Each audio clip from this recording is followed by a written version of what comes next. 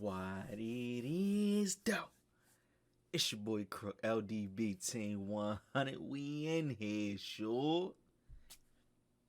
What's going on, guys, man? I hope you guys enjoyed the content that I've been dropping. I've been dropping consistently almost every day. I think yesterday I missed, which I'm going to make up for today. I'm going to drop some videos for y'all.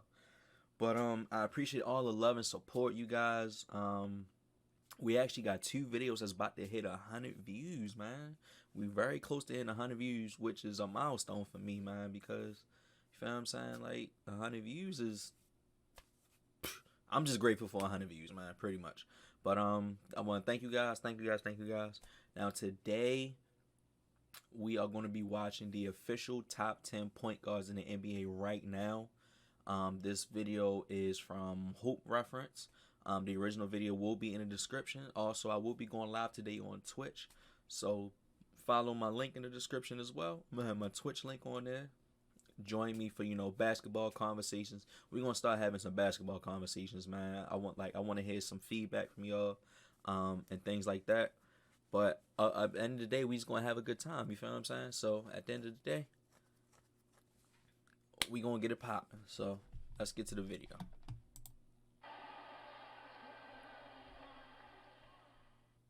With the 2020 NBA season coming to a close and the league moving into the off-season now, it seems like an appropriate time to revisit some of our rankings. There is nothing left that can change the way players are viewed, with no games left to play until next season begins, so we have all the context and information we need to stack the players up against each other. This is always a fun topic that fans discuss, and it tends to be at the heart of every social media debate, so today, for my next few videos, I'll be giving you guys my top 10 at each position at the current moment. As you see in the title, we will be starting with the point guards, which is one of the more loaded. And we're going to do all 5 positions, guys. But before we get started, you do point guards all the way up to centers. That watch the videos aren't even subscribed. So please, if you enjoy the content, consider hitting the subscribe button, because not only does it help the channel out a ton, but I would also very much appreciate it. Now, with that being said, let's begin. Before we dive into the top 10, I wanted to briefly discuss some honorable mentions that just missed the cut. The 4 players that fall under this category are Trae Young, Jamal Murray, John Wall, and Jamal Murray. All of these players could. I don't know if John Wall needs an honorable mention. In the near future, but one thing that I would like to make clear is that when I make these rankings, I try to balance everything a player has accomplished while also considering their most recent production. And pretty much every player in my top 10 is an established star playing at a high level, while you will notice that 3 of these 4 honorable mentions, being John Morant, Trae Young, and Jamal Murray, are younger and just now beginning to break out. Yeah. If Murray continues to play at the level that he showed he can in the bubble, then he could very easily surpass some names ahead of him. Trae Young has the production to be in consideration, but I would like to see him lead the Hawks to more wins before he gets top 10 respect, and John Morant only has 1 season under his belt. Y'all gotta give him some help. He, too, needs more on his resume to surpass those ahead of him. With John Wall, though, at his best, he's obviously a top 10 point guard, but with how heavily injuries have hampered his career in recent seasons, I just didn't feel comfortable putting him on the list. Now, with that out of the way, let's get into the 10. Starting at the bottom and working our way up Kemba. to the number 1 spot, the best point guard in the NBA right now is Kemba Walker of the Boston Celtics. Okay. Kemba has made a strong career for himself as a shot-creating maestro that dazzles on the court with step-backs and pull-up jumpers from anywhere on the floor. After 8 seasons in Charlotte, he signed with the Celtics this season. Do I really want to put Kemba as 10? Success with them than he had in those previous 8 years combined by reaching the conference finals. He had a solid season this year, putting up about 20 points and almost 5 assists per game, but in the playoffs, he was pretty inconsistent and had several poor showings where he either disappeared or went ghost. He just cracks the top 10 for me, but I can definitely see some of the young honorable mentions passing him as early as next season. Yeah, Up definitely. Next at number 9, we have Definitely. Russell Westbrook of the Houston Rockets. I feel like if Jamal Murray, I feel like at the most Jamal Murray and Trae Young could definitely pass Kemba next year, especially if Jamal Murray continues to develop his game, and also if Atlanta gives Trae Young help, Trae Young a bucket. They just don't have nobody. They don't have nobody. They getting hurt, man. So I definitely feel like if they give Atlanta some help, or they give Trae Young some help down in Atlanta, feel what I'm saying? I think Trae Young to be better. Who knows? Feel what I'm saying? But Jamal Murray, definitely Jamal Murray, bro. Jamal Murray definitely took a big step. We'll see how Ja Morant develops. And we'll see if he develops a little bit more. Yeah, definitely. John Wall got a lot to show and prove. Definitely. Buckets. Westbrook's talent is undeniable, and his production a lot of the time beats several players ranked ahead of him on this list in the regular season, but I simply can't ignore how poor he played in the playoffs this year. His turnovers were costly on several occasions, his finishing at the basket was frustrating, his jumper was completely non-existent, and overall, his struggles held the Rockets back. I have to admit, though, that he was coming back from an injury that was likely hampering his ability to play to his full potential, but at the same time, this isn't the first time he's underperformed in the playoffs. Next up at number 8, we have Kyle Lowry of the Toronto Raptors. Lowry Flip-flop. Steady, reliable, I will put Russ 8, Kyle Lowry 9. Hard, I just don't like Kyle Lowry's game, bro. I don't. Putting up about 19 points. Don't get me wrong, he came up clutch last year, but I just can't get with his game, bro. He's too inconsistent for me. As they finished in second place in the East, but their run of overachievement came to an end against Boston in the second round. Lowry's another player who is very off and on come playoff time, and this postseason was no different, but his ability to lead and affect the team by doing the nitty-gritty things like take charges and cause havoc to swing the momentum in the Raptors' favor pushes the team to new heights at times.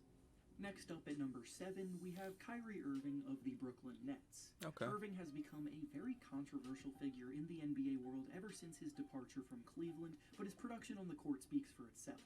He's established himself as one of the best scorers in the league while maintaining out-of-this-world efficiency, having shot 49% from the field and 40% from 3 over the last 3 seasons, while scoring 25 points per game. His handles are some of the best we've seen, and he can get anywhere he wants on the floor with ease, and his touch around the basket is also sensational. Definitely. However, he is also someone that tends to get struck by the injury bug, and he missed the playoffs this year because of it. With Kevin Durant returning to the team next season, and the Nets looking... I ain't gonna lie, Kyrie ain't gonna get that many touches. I think KD gonna take away some of them touches. And then we're gonna see how high we're gonna see how high Kyrie get ranked off this list next year. Because I feel like some of his touches that he get, mind you, he was putting up like 30 shots a game. That definitely ain't gonna happen with KD. Hell no. Ready to contend, he'll hopefully get back to showing everyone that he can produce. He'll probably put up maybe like 20 shots a game, maybe. But 30, nah. Now he's in the 7th spot on this list. Up next at number 6, we have Chris Paul of CP. the Oklahoma City Thunder. Paul arguably boosted his own reputation as much as it... Hold up. Should CP3 be top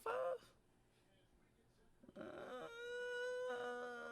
Well, we'll see who in the top 5, because then I can see who you can take out. Final season in Houston, he bounced back beautifully this year on the Thunder and perfectly balanced his role as both a mentor for the young guys and a leader on the court who took games over late and led them to far more successful winning games than anyone expected.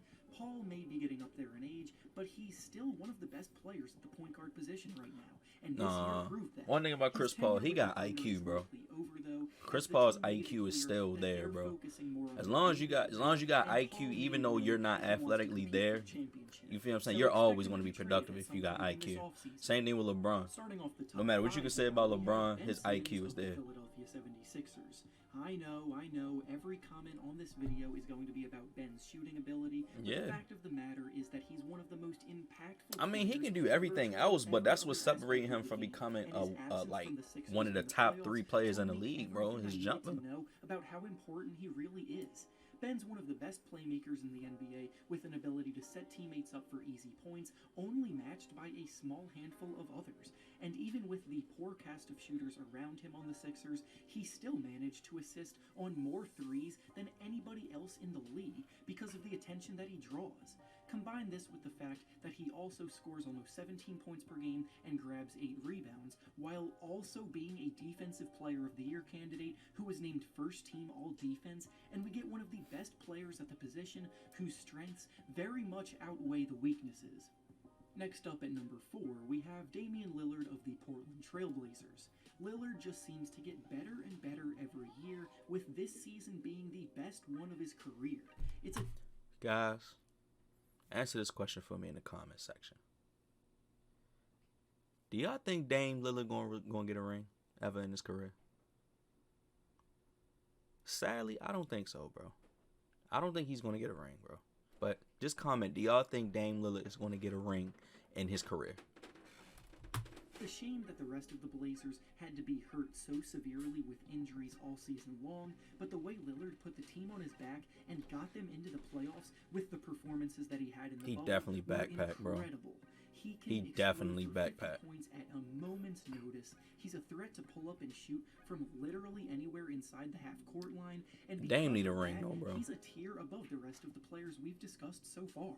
Yeah, Up next at 3, we have Luka Doncic of the Dallas Mavericks. Luka is arguably the brightest young player we have in the game today, and he has future MVP written all over him.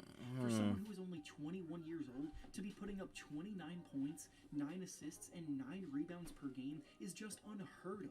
And he does so in such dazzling fashion that it's tough not to be a fan of his. His offensive repertoire includes step-back jumpers. His strength allows him to bully I get it, but can we just give him one more year, bro? Like, just one more year? He has good court vision to create for those around him when the defense's focus is so heavily on him. And all of this led to the Mavericks having statistically the best offense in NBA history last season. He could be in the MVP picture as early as next year, but for now, he's number 3 on this list. Coming in at number 2 is someone that we really didn't see much of this year at all, being Steph Curry of the Golden State Warriors. He missed all but 5 games this season, but let's be real, that's not enough to push him down this list after everything he's accomplished. When healthy, he's the best shooter the league has ever seen, he's a 3-time champion, a 2-time MVP winner, and one of the best players in the league without question. I agree. With both him and Klay Thompson back next season, the Warriors will be back in the playoff hunt, so his spot really should not be questioned. And finally, the number 1 point guard on this list claims the throne by He's not a point guard. Lebron James of the Los Angeles Lakers. Yes, I know LeBron isn't technically a point guard by nature, but point guard was where he played pretty much all season long this year for the Lakers, and he was even classified as a point guard on Basketball Reference, so that's where we're putting him.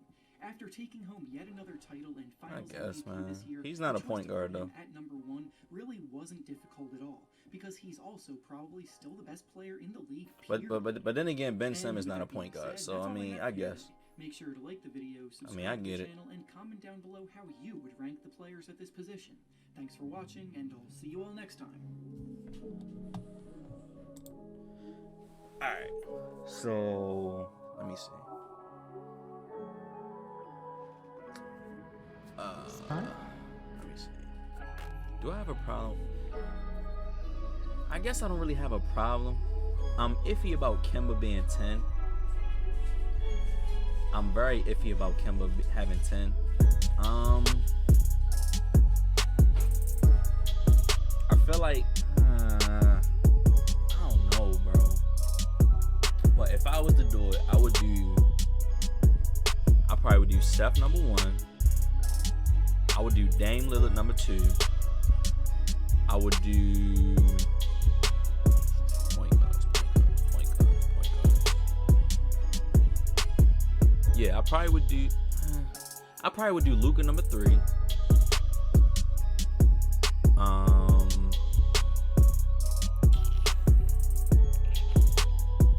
Point guard.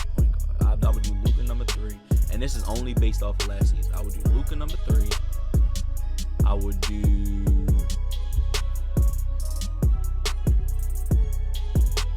I'm gonna really have to think about this.